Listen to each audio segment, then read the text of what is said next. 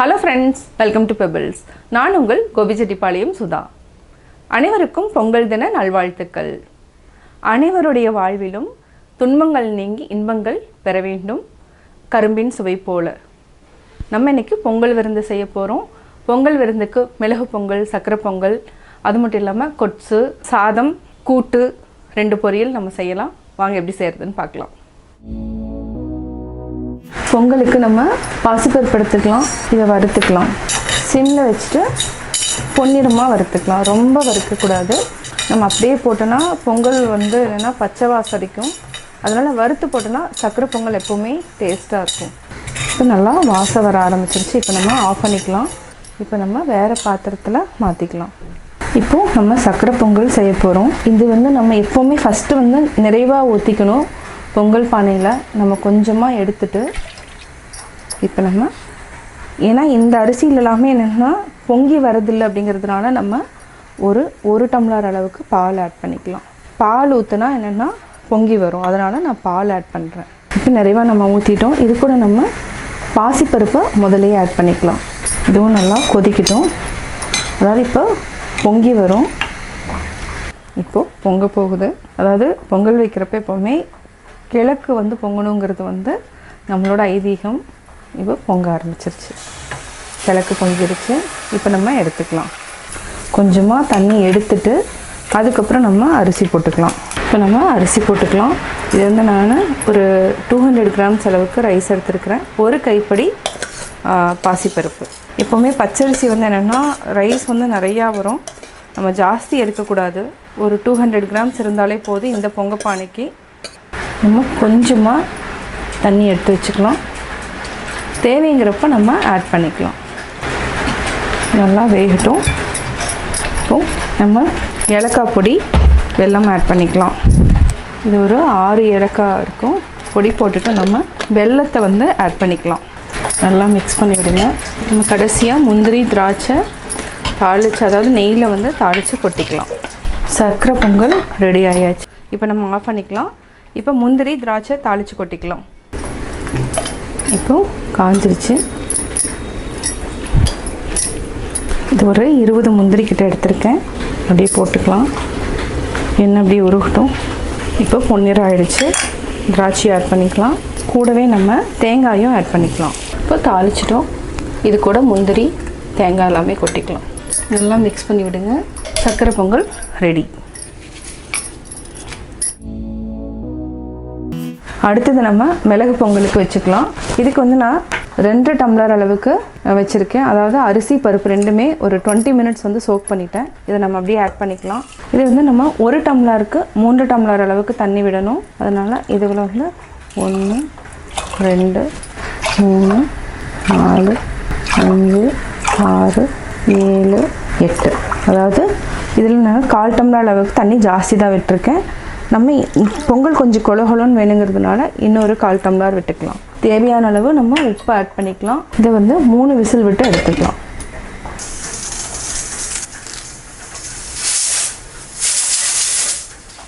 நம்ம ஒரு கடாயில் 3 டேபிள் ஸ்பூன் அளவுக்கு நெய் விட்டுக்கலாம். இது கூட கொஞ்சமாக ரீஃபைண்ட் ஆயிலும் ஆட் பண்ணிக்கலாம். எண்ணெய் நல்லா உருகட்டும். உருகுனதுக்கப்புறம் முந்திரி, இஞ்சி, பச்சை மிளகாய், மிளகு, சீரகம், இது ஒரு 1.5 டேபிள் ஸ்பூன் அளவுக்கு இருக்குது. கருவேப்பிலை. இதுக்கு முக்கியமானது பெருங்காயம். இது ஒரு 1/4 டீஸ்பூன் அளவுக்கு ஆட் பண்ணிக்கலாம். ஆல்ரெடி வேக வச்சு தனியாக எடுத்து வச்சுருக்கிறோம் பாசிப்பருப்பு, பச்சரிசி. இப்போ நம்ம தாளிச்சதை கொட்டிக்கலாம். நல்லா மிக்ஸ் பண்ணிக்கலாம். கொசுக்கு தேவையான பொருட்கள்: பாசிப்பருப்பு 100 கிராம் எடுத்து அதை தண்ணியில் ஒரு 10 மினிட்ஸ் சோக் பண்ணிவிட்டு வேக வச்சு எடுத்து வச்சுருக்கிறேன். இது கூட அதாவது சின்ன நெல்லிக்காய் அளவுக்கு புளி கரைச்சி வச்சுக்கலாம். இதுக்கு நம்ம சாம்பார் பொடி ரெடி பண்ணிக்கலாம். 2 டேபிள் ஸ்பூன் மல்லி விதை, 1.25 டீஸ்பூன் அளவுக்கு நம்ம உளுந்தம்பருப்பு எடுத்துக்கலாம். 1/4 டீஸ்பூன் வெந்தயம், வரமிளகா ஒரு 8 வரமிளகா எடுத்துருக்கிறேன்.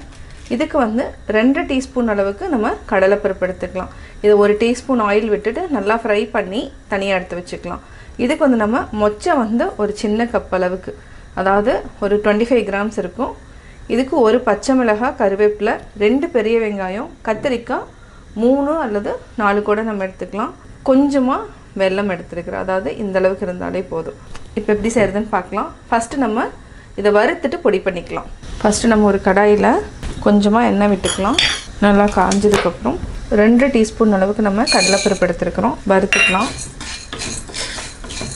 உளுத்தம்பருப்பு ஆட் பண்ணிக்கலாம், வெந்தயம், மல்லி விதை. நம்ம இது நல்லா ஃப்ரை ஆனதுக்கப்புறம் வரமிளகாயும் பெருங்காயத்தை ஆட் பண்ணிக்கலாம். இது சிம்மில் வச்சுட்டு நல்லா வறுத்துக்கலாம். நல்லா ஃப்ரை பண்ணிட்டோம். இப்போ வரமிளகாயும் போட்டுக்கலாம். ஆஃப் பண்ணதுக்கப்புறம் நம்ம பெருங்காயத்தூளை ஆட் பண்ணிக்கலாம். ஒரு 30 செகண்ட்ஸ் மட்டும் ஃப்ரை பண்ணிக்கலாம். இப்போ வறுத்துட்டோம். இப்போ வந்து பெருங்காயத்தூள் ஆட் பண்ணிக்கலாம். இது வந்து ஒரு 1/4 டீஸ்பூன் அளவுக்கு ஆட் பண்ணிக்கலாம். இப்போ கேஸ் ஆஃப் பண்ணிவிட்டு இதை ஆற வச்சுட்டு அரைச்சி வச்சுக்கலாம். கொச்சு சாம்பார் பொடி ரெடி ஆயாச்சு. நம்ம ஒரு கடாயில் 2 டேபிள் ஸ்பூன் அளவுக்கு எண்ணெய் விட்டுக்கலாம். கடுகு ஒரு 1/2 டீஸ்பூன் அளவுக்கு போட்டுக்கலாம். கடலைப்பருப்பு, உளுத்தம்பருப்பு இது 1/2 டீஸ்பூன். கடுகு நல்லா பொரிஞ்சிருச்சு. வெங்காயம், கருவேப்பிலை, ஒரே ஒரு பச்சை மிளகாய். இது கூட நம்ம கொஞ்சமாக பெருங்காயம் ஆட் பண்ணிக்கலாம். நல்லா வதங்கினதுக்கப்புறம் நம்ம ஒரு பெரிய தக்காளி, சின்ன தக்காளியாக இருந்தால் 2 தக்காளி ஆட் பண்ணிக்கலாம். நம்ம பெரிய வெங்காயம் அல்லது சின்ன வெங்காயம் ஆட் பண்ணலாம். சின்ன வெங்காயம் போட்டிங்கன்னா ஒரு 20 வெங்காயமாவது ஆட் பண்ணணும். டேஸ்ட் வந்து இன்னும் நல்லாயிருக்கும். இப்போ நம்ம தக்காளி ஆட் பண்ணிக்கலாம். இது 1 நிமிஷம் வரைக்கும் நல்லா வேகட்டும். நம்ம ஒரு 1/4 டீஸ்பூன் அளவுக்கு மஞ்சள்தூள் ஆட் பண்ணிக்கலாம். பச்சை வாசம் போகிற அளவுக்கு நல்லா வதக்கிக்கலாம். இப்போ தக்காளி வதக்கிட்டோம். அடுத்தது நம்ம மொச்சை இதையும் ஆட் பண்ணிக்கலாம். கத்திரிக்காய் இதை நல்லா வதக்கிட்டு புளித்தண்ணி வந்து சின்ன நெல்லிக்காய் அளவுக்கு கரைச்சி வச்சுட்டு ஆட் பண்ணிக்கலாம். ஒரு 1/2 டீஸ்பூன் அளவுக்கு உப்பு போட்டுட்டு தண்ணி விட்டுக்கலாம். 6லேருந்து 8 நிமிஷம் வரைக்கும் நல்லா வேகட்டும். கத்திரிக்காயும் மொச்சையும் வேகணும். கத்திரிக்காய், மொச்சை 2 நல்லா வெந்துடுச்சு. இப்போ நம்ம புளி தண்ணி ஆட் பண்ணிக்கலாம். நல்லா மிக்ஸ் பண்ணி விடுங்க. இது ஒரு 2 நிமிஷம் நல்லா கொதிக்கட்டும். அதுக்கப்புறம் நம்ம சாம்பார் பொடி, பாசிப்பருப்பு ஆட் பண்ணிக்கலாம். புளியினோட பச்சை வாசம் போயிடுச்சு. இப்போ நம்ம சாம்பார் பொடி ஆட் பண்ணிக்கலாம். அரைச்சிட்டோம்.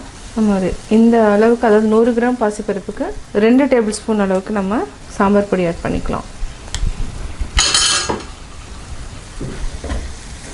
ஆல்ரெடி வேக வச்சுருக்கிற பாசிப்பருப்பையும் ஆட் பண்ணிக்கலாம். இது கொஞ்சம் கெட்டியாக இருக்கும்.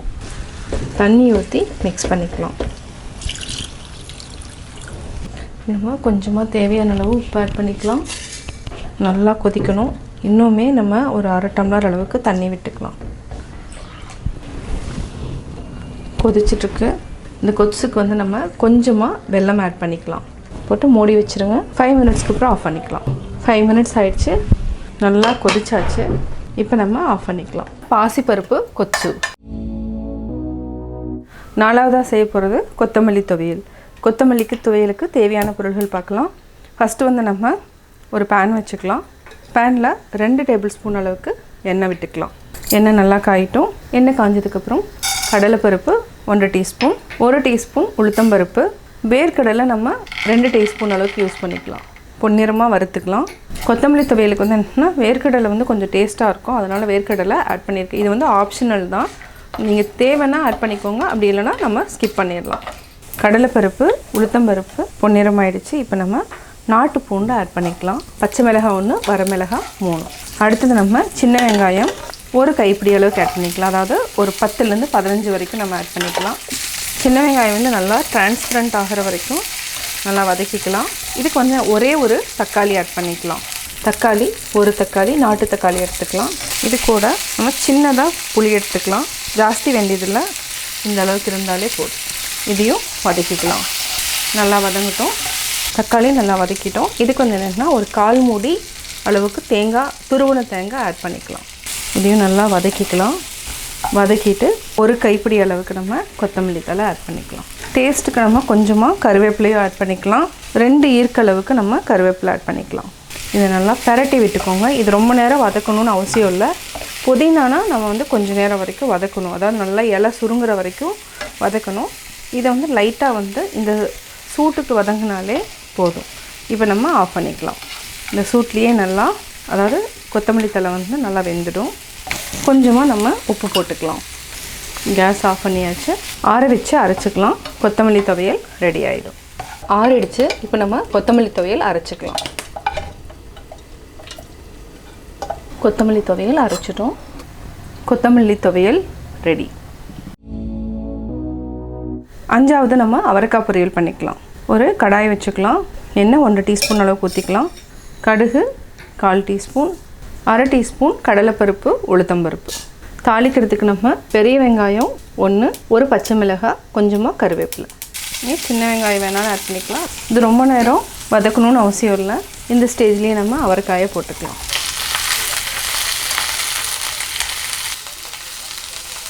தேவையான அளவு உப்பு ஆட் பண்ணிக்கலாம். இப்போ நம்ம ஒரு 2 டேபிள் ஸ்பூன் அளவுக்கு மட்டும் நம்ம தேங்காய் ஆட் பண்ணிக்கலாம்.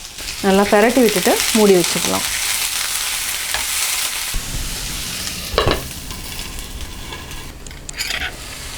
அவரைக்காய் பொரியல் ரெடி ஆயாச்சு. இப்போ நம்ம ஆஃப் பண்ணிக்கலாம். நம்ம ஒரு பவுலில் மாற்றிக்கலாம். அவரைக்காய் பொரியல் ரெடி. பேனில் 1 டீஸ்பூன் அளவுக்கு எண்ணெய் விட்டுக்கலாம். நல்லா காயட்டும். கடுகு 1/4 டீஸ்பூன், கடலைப்பருப்பு, உளுத்தம்பருப்பு 1/2 டீஸ்பூன், ஒரு பெரிய வெங்காயம், ஒரு பச்சை மிளகாய், கருவேப்பிலை. இதை அப்படியே ஆட் பண்ணிக்கலாம். இதுக்கு நம்ம ஒரு 1/2 டீஸ்பூன் அளவுக்கு சாம்பார் தூள் ஆட் பண்ணிக்கலாம். ஃபஸ்ட்டு மஞ்சத்தூள், அதுக்கப்புறம் சாம்பார் தூள் ஆட் பண்ணிக்கலாம். இப்போ நம்ம 1/2 டீஸ்பூன் சாம்பார் தூள் ஆட் பண்ணிக்கலாம். இதை அப்படியே பெரட்டி விட்டுக்கலாம். கட் பண்ணி வச்சுருக்கிற மஞ்சள் பூசணி ஆட் பண்ணிக்கலாம். தேவையான அளவு உப்பு போட்டுக்கலாம். தேங்காய் ஒரு 2 டீஸ்பூன் அளவுக்கு ஆட் பண்ணிக்கலாம். நல்லா பெரட்டி விட்டுட்டு கொஞ்சமாக தண்ணி விட்டு மூடி வச்சுக்கலாம். ஒரு 1/2 டம்ளர் அளவுக்கு தண்ணி ஊற்றிருக்கிறோம். இப்போ மூடி வச்சுக்கலாம். 3 நிமிஷம் நல்லா வேகட்டும். அதுக்கப்புறம் நம்ம வேறு பாத்திரத்தில் மாற்றிக்கலாம். மஞ்சள் பூசணி பொரியல் ரெடி ஆகிடுச்சு. ஆஃப் பண்ணிக்கலாம். பூசணிக்காய் பொரியல் நம்ம ஒரு பவுலில் மாற்றிக்கலாம். பூசணிக்காய் பொரியல் ரெடி. சொரக்காய் கூட்டுக்கு நம்ம ஒரு 50 கிராம்லேருந்து 100 கிராம் வரைக்கும் பருப்பு எடுத்துக்கலாம். அது கடலைப்பருப்பு. இது கூட கொஞ்சமாக மஞ்சத்தூள் போட்டுக்கலாம். பெருங்காயம் கொஞ்சமாக ஆட் பண்ணிக்கலாம். இது ஒரு 2 விசில் விட்டு எடுத்துக்கலாம். கூட்டு அரைக்கிறதுக்கு நம்ம ஒரு 3 பச்சை மிளகாய் ஆட் பண்ணிக்கலாம். இதுக்கு ஒரு அரை மூடி அளவுக்கு தேங்காய் எடுத்துருக்குறோம். 1 டீஸ்பூன் சீரகம். இதை நம்ம அரைச்சி தனியாக எடுத்துக்கலாம். பேஸ்ட் பண்ணிக்கலாம். ஒரு கடாயில் 2 டேபிள் ஸ்பூன் ஆயில் விட்டுக்கலாம். எண்ணெய் நல்லா காயிட்டோம்.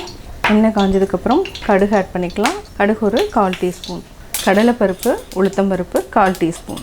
கடலைப்பருப்பு, உளுத்தம்பருப்பு நல்லா பொன்னிறமானதுக்கப்புறம் ஒரு பெரிய வெங்காயம், கருவேப்பிலை ஒரு அரை ஈர்க்களவுக்கு நம்ம எடுத்துக்கலாம். ரொம்ப நேரம் வதங்கணுங்கிற அவசியம் இல்லை. நம்ம சொரக்காயை கட் பண்ணி வச்சுருக்கிறோம். இது என்னென்னா பிஞ்சு சொரக்காய் தான் நம்ம எடுத்துருக்குறோம். முத்துனது எடுத்திங்கன்னா டேஸ்ட் இருக்காது. கூட்டுக்கு பொறுத்த வரைக்கும் நம்ம கூட்டுக்கு வாங்கணுன்னா கொஞ்சம் பிஞ்சாக இருக்கிறது எடுத்துக்கலாம். அதாவது சின்னதாக மீடியம் சைஸில் எடுத்துட்டால் டேஸ்ட்டாகவும் இருக்கும். இந்த மாதிரி க்யூபாக கட் பண்ணி வச்சுக்கோங்க. சொரக்காயை ஆட் பண்ணிக்கலாம். இதை நல்லா வதக்கி விடுங்க. இப்போ நம்ம தேவையான அளவு உப்பு போட்டுக்கலாம். அதாவது காய் கலவாக ஆட் பண்ணியிருக்கிறேன். கொஞ்சமாக மஞ்சத்தூள். காய் கொஞ்சம் நல்லா வேகட்டும். இப்போ கடலைப்பருப்பு நல்லா வெந்துடுச்சு. அதே தண்ணியவே நம்ம ஆட் பண்ணிக்கலாம். இந்த தண்ணியை ஆட் பண்ணிவிட்டு நம்ம மூடி வச்சுக்கலாம். இப்போ நம்ம கடலைப்பருப்பு ஆட் பண்ணிக்கலாம். இது ரொம்ப கொலைய வேக வைக்காமல் கொஞ்சம் நரநரன்னு தான் வேக வச்சுருக்கிறேன். இதுக்கு கொஞ்சமாக உப்பு போட்டுக்கலாம். நல்லா வெந்ததுக்கப்புறம் தேங்காய், சீரகம், பச்சை மிளகாய் அரைச்சி ஆட் பண்ணிக்கலாம். மூடி வச்சுக்கலாம். இப்போ ஹை ஃப்ளேமில் வச்சுக்கலாம். கூட்டு ரெடி ஆகிடுச்சு. அதாவது தேங்காய், சீரகம், பச்சை மிளகாய் அரைச்சி ஆட் பண்ணியாச்சு. கொஞ்சமாக தண்ணி விட்டுக்கலாம். ரொம்ப நேரம் கொதிக்கணுங்கிறது இல்லை. இது ஜஸ்ட்டு கொதிக்க ஆரம்பிக்கிறப்பவே நம்ம ஆஃப் பண்ணிக்கலாம். சொரக்காய் கூட்டு ரெடி. நல்லா நுர வர ஆரம்பிச்சிருச்சு. இப்போ நம்ம ஆஃப் பண்ணிக்கலாம். சுரைக்காய் கூட்டு ரெடி. சுரைக்காய் கூட்டு ரெடி ஆயிடுச்சு. நம்ம மாற்றிக்கலாம். சுரைக்காய் கூட்டு ரெடி. மசால் வடைக்கு நம்ம பருப்பு ஒரு 1/2 hour ஊற வச்சுருக்குறோம்.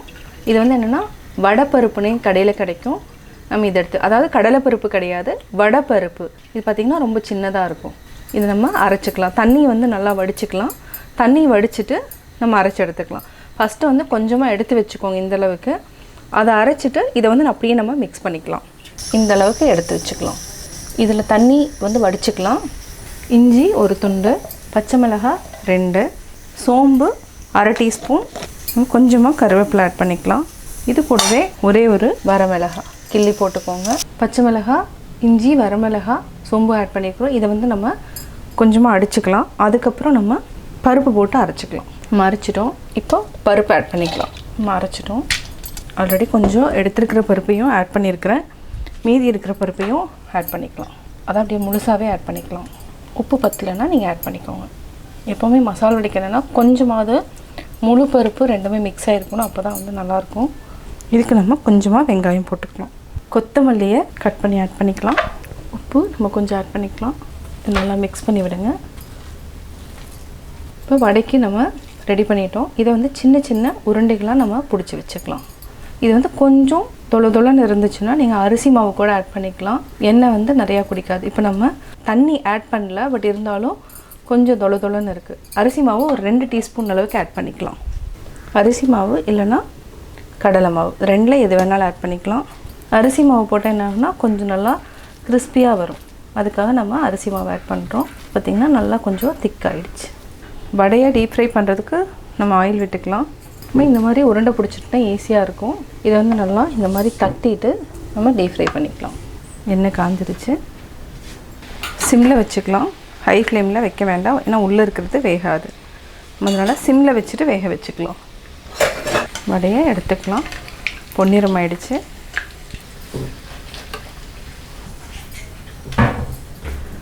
மசால் வடை ரெடி. பொங்கல் விருந்தில் நம்ம என்னென்ன சமைச்சிருக்கிறோன்னு பார்த்திங்கன்னா, சக்கரை பொங்கல், பாசிப்பருப்பு கொத்து, மிளகு பொங்கல், கொத்தமல்லி துவையல், பூசணிக்காய் பொரியல், அவரைக்காய் பொரியல், சாதம், வடை, சொரக்காய் கூட்டு, அப்பளம். நம்ம இன்றைக்கி செஞ்சுருக்கிறது மொத்தமாக பார்த்திங்கன்னா 9 ஐட்டம் செஞ்சுருக்குறோம். இப்போ நம்ம படையெல்லாம் போட்டுக்கலாம். நம்ம படையலுக்கு வந்து உப்பு வச்சுக்கலாம். அவரைக்காய் பொரியல், பூசணிக்காய் பொரியல், வடை, சாதம், கொத்தமல்லி துவையல், கொத்து, அதாவது பாசிப்பருப்பு, கத்திரிக்காய், மொச்சை. அடுத்து சக்கரை பொங்கல், மிளகு பொங்கல், அப்பளம், கூட்டு.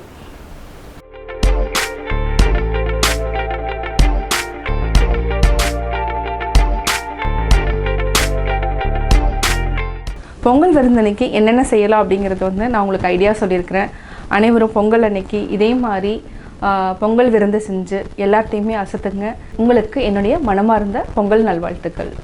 இந்த வீடியோ பிடிச்சதுன்னா லைக் பண்ணுங்கள், ஷேர் பண்ணுங்கள், கமெண்ட் பண்ணுங்கள்.